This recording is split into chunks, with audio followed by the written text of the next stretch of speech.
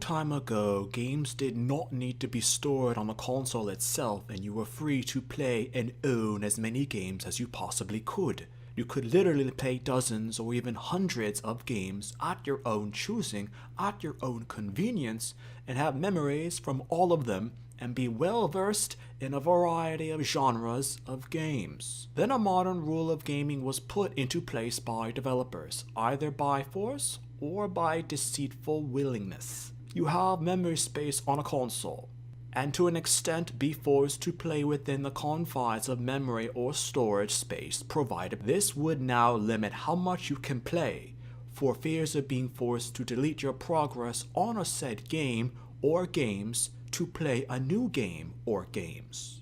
To an extent, it has affected the gaming generation to grow up with consoles of the PlayStation 3 and after, because that was when the concept was first introduced.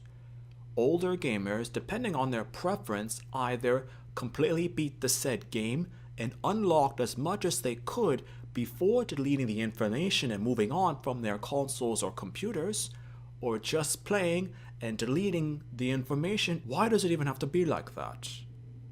According to developers, and just plain common sense, video games are increasingly more of a realistic experience. It's three-dimensional graphics and beyond. To give the said player more of an experience during their gameplay, such potential and such power naturally takes up more space. And a shortcut, arguably, is to unload the problem of storage capacity or responsibility into the console of the player. Games are so expansive that it's now at the gaming point of no return. Some games now are more than 100 gigabytes of space, excluding future updates and patch space needed for what might come afterwards as well.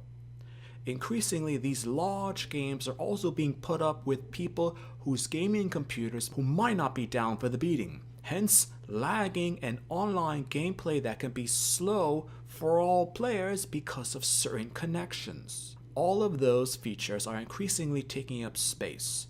Even music soundtracks, which are increasingly being treated like symphonic orchestra potential and quality, also now need space for them as well. It's been said that in the future of games, with everything now, what will be seen and experienced in the future will be both as a blessing and a curse for any gamer. But when will people put a line across the ground to what they will not cross or exceed?